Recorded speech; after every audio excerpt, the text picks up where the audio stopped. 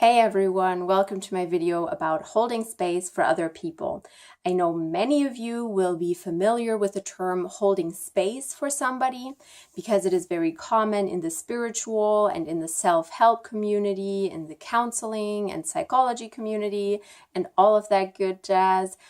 But I think some people might still have some questions about it, might not be entirely clear on how to do it effectively, and what not to do if you're trying to hold space for someone, and what it means intrinsically. First of all, the goal of holding space for somebody else is to give them the room that they need, the physical as well as the mental room, in order to develop their own perspectives and explore beyond their current mental state. This can mean that you just listen. It can mean that you ask them questions. It does not mean that you tell them what to do, but we'll get to that later. So basically, the goal is to help somebody explore themselves and use your consciousness to expand both of your consciousnesses, and especially the other person's. This is an opportunity that not many of us get in daily life. I think many people do not have a friend that they can go to where they know the friend will just listen without judgment, without well-meant but not helpful advice. Just listening, just receiving. So whether you're just someone who wants to be a better friend, become better at listening, not be as overbearing, or if you want to be an actual counselor, I hope this video can inspire you and give you some tips on that. The first number one thing that holding space is about is listening, which means that you listen to whatever the person has to say, whether it's positive, negative.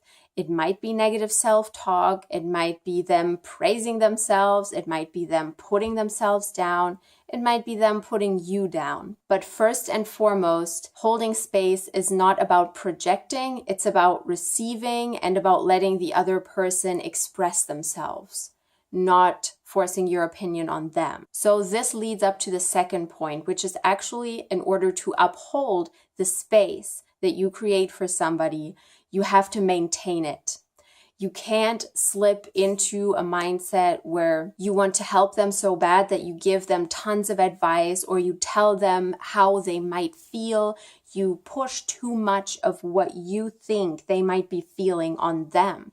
And you might even be pushing your judgment on them in a very subconscious way, unbeknownst to yourself and to the other person. So overreacting, giving too much advice, telling them what your judgment is of their position. These three things are not helpful. The third thing is patience, and this is very, very hard. So besides listening, holding up the space, you also need patience because it is sometimes hard to listen to someone ramble on about how terrible they are. It is terrible, yes. It's hard to listen to. You just want to shake them and say, no, you're a great person, I love you. But that might not be what will help them because then they feel misunderstood. They feel like their worries about themselves are not legitimate. You are illegitimatizing, taking away their feelings and saying those feelings are wrong. You are wrong because you're a good person. And in a lot of people's minds, that doesn't make sense. Either they are right and they are a good person, or they are wrong and they are a bad person. So you can't tell them you're wrong about being a bad person because you're actually a good person. It rarely works, unfortunately, which is why holding space and listening and perceiving is so important. So when you're in a situation, you are listening to someone, holding space for them, what can you do? What are the pillars that you can remind yourself of? Every time you feel like you're slipping out of it, you're slipping into an ego perspective. First of all, remind yourself it is not about you. Even if they say something against you, chances are it's not about you. Don't accept it. If they say something bad about themselves or something bad about even the relationship that the two of you are in, stick with the fact that it's not about you if they are in a bad place right now. Another pillar is to remind yourself that By giving them the space and the time, your attention, your ear, you are giving them the opportunity to expand their own consciousness beyond the mind space that they are stuck in right now. If they are stuck in a negative space and you ask them constructive questions, you can actually help them, and you can help them look beyond what they thought they could think and beyond what they thought they are and they can do, what they are capable of. So offering up your consciousness and your attention and consciously listening is what gives them the space to expand and to explore. You can try and help them to get clear by asking questions. And this is the point where it gets very complicated, because many people put in their judgments here. If you have a judgment about a person's behavior, you're going to be asking manipulative questions like, don't you think it's time you leave him? Don't you think it's time you end the relationship? That's not a question that will help the person explore their mind space, their opinions, their thoughts.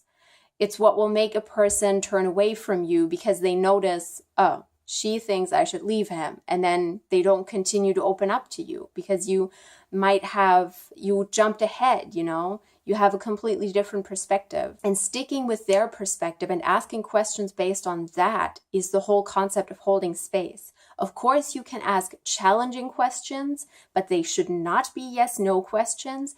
And they should be questions where you don't know the answer. If you think you know the answer to the question, then you're already kind of judging. And of course, that's not always easy, obviously. We always think that we know what the other person is going to say, or we know how the other person is. So we don't even want to explore with them. We just kind of want them to say what we think they will say.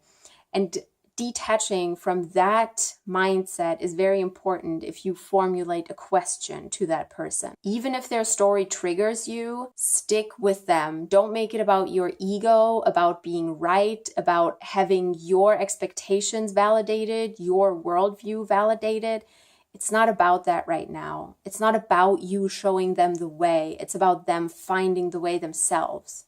And even if you think you know that you know what they have to do and you know their way, I can guarantee you, once you start asking questions, you will notice that you knew nothing. You knew nothing about that person. And I think it is very important that we recognize the unfathomable depths of every person that we talk to. We always think we know their lives, we know their friends, we know their thoughts. Somehow we always assume this. It's nuts, because if you think about how much people don't know about your mind space and your opinions, then think about each other person having a whole set of their own thoughts and feelings just to themselves, just like you do. That's just how humans are. We think that we can see through others, especially if we study psychology or if we learn about the human mind. We always think we can anticipate their behavior. But anyway, that's a rant for another day. Let's not judge others. Let's stick with them if we are holding space for them, not with us and our ego. And asking questions is actually a great way to circumvent your ego, because suddenly you notice these answers are different from what I thought. This is going in a different direction from what I thought. And that's fine, because you're doing it for the other person, not for your ego. So the worst thing, and what completely destroys the space that you have constructed, is asking questions like, why aren't you listening to me? Why don't you just do that? Or thinking things like, does she even appreciate that I'm doing this for her right now?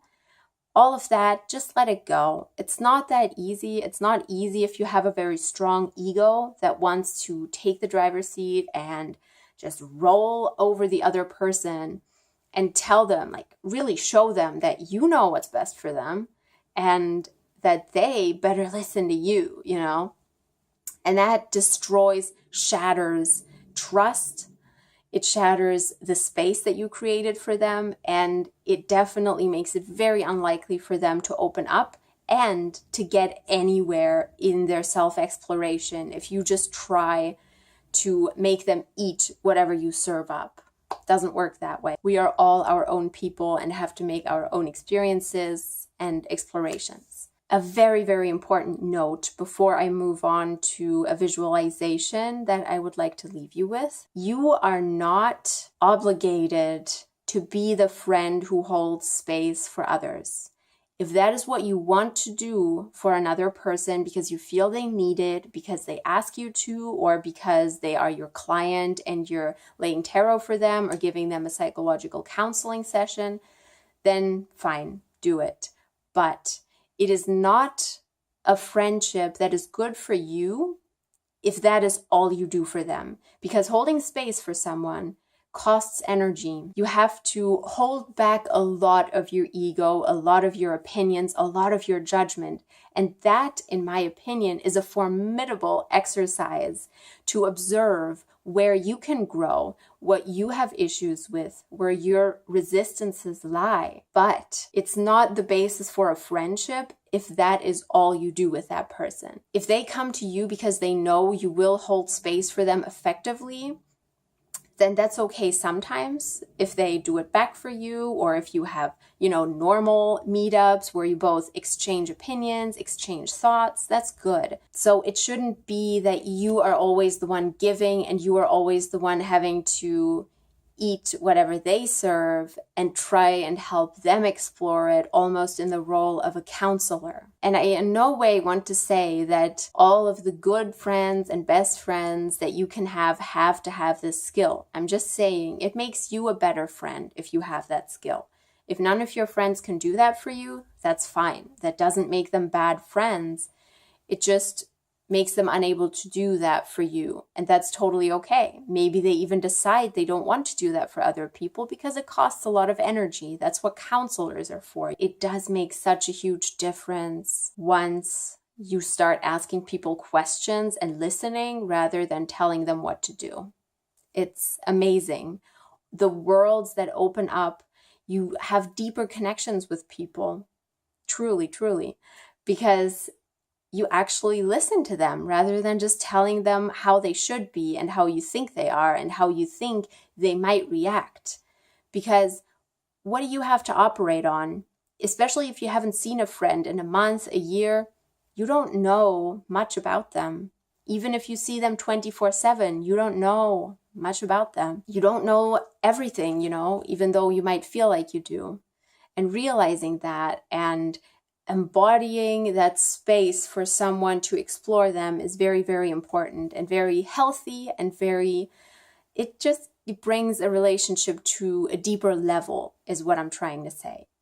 And the visualization that I want to leave you with, and I think this is a very powerful one for me because I love video games and I love sorcery and magic. And the way I really imagine it is as an energetic field that you uphold for someone. Of course, you do it in a mental way, but if you were to visualize it in a physical way, you're maintaining an energetic, protective field where that person can expand to whatever mental size they are able to expand to.